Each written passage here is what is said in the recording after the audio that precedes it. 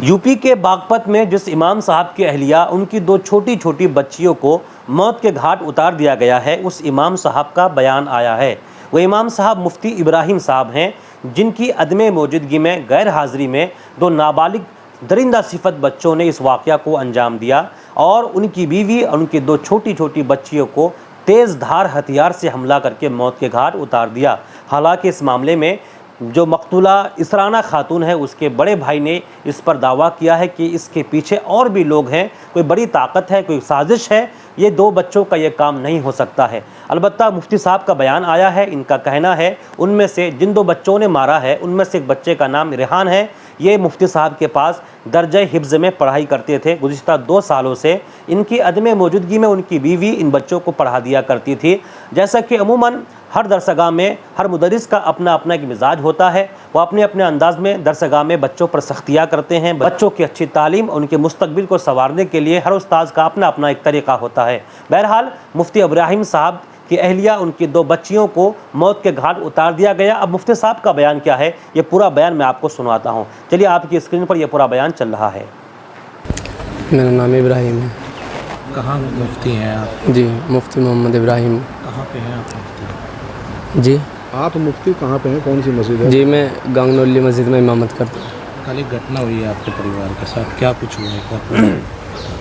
मेरे साथ ये हुआ है जी, हम यहाँ से 8 पौने 8 बजे के बीच में 7 बजे का 56 मिनट के करीब हम यहाँ से देवन के लिए निकल गए। हमारे साथी थे, 5 साथी थे हम देवन के लिए निकल गए और फिर वहाँ जा कर के पौने 3 बजे के करीब इत्तला मिली कि मुफ्ती साहब तुम कहाँ हो, मुफ्ती साहब तुम कहाँ हो, तुम्हारी फैमिली के साथ, तुम्हारी जो है बाजी के साथ, बाजी को, बच्चों को, मुफ्ती साहब सब ख़त्म हो गया, आप कहाँ हो। उस बीच में 9 बजे के करीब मेरी अहलिया से मेरी बात हुई। 10 बज के 10 मिनट पे मेरी बच्ची ने, बड़े वाली बच्ची ने मेरे पास मैसेज भेजा।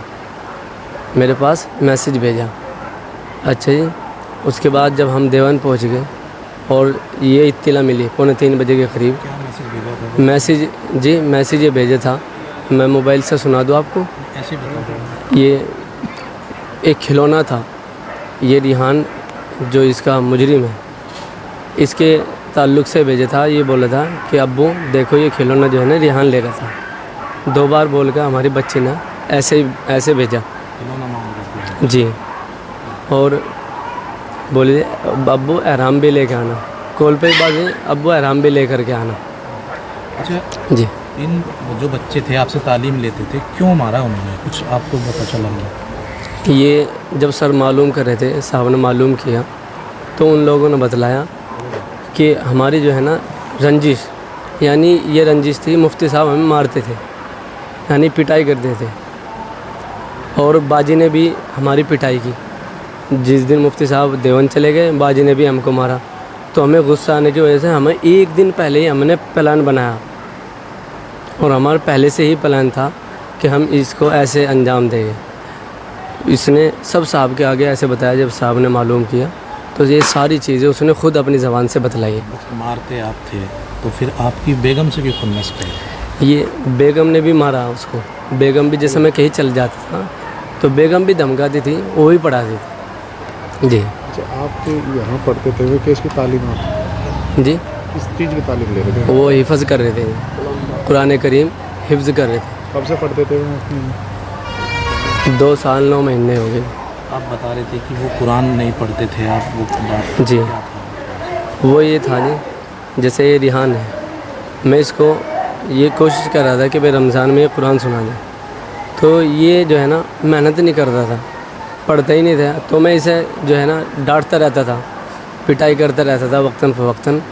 तो इसने जो है, अगर मैं इसको कभी एक थप्पड़ भी लगा दिया तो इसके माथे में शिकन पड़ जाया कर दी।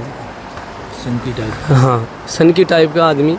और इसने ही जो है तमाम चीज़ें इसने उगली और इसने कबूल भी किया कि हमने इस वारदात को अंजाम दिया। और यही वीडियो में जो है ना साफ़ नज़र आ रहा है, जीने से ऊपर ये जा रहा है, फिर जो है 15 मिनट से भी ज़्यादा तकरीबन ये उसमें गायब रहा, फिर सीधा उसमें जाता है कमरे में और उसको बंद कर देता है।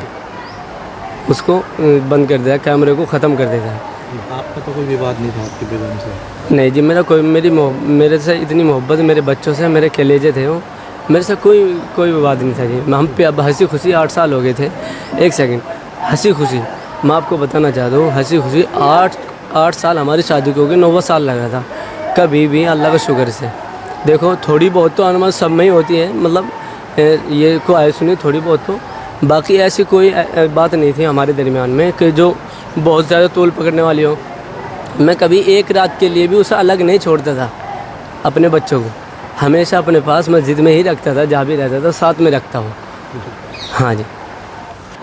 उफ, नाज़रीन, कितना दर्दनाक मंजर रहा होगा उस बाप के लिए जब वो घर से निकला तो बीवी बच्चों को खैर व आफियत के साथ देख कर निकला, लेकिन जब वो घर से बाहर था, शहर में था, दूसरी जगह था, तो फ़ोन आता है कि आप जल्दी घर आइए, आपके घर में इस तरह का हादसा पेश आया है।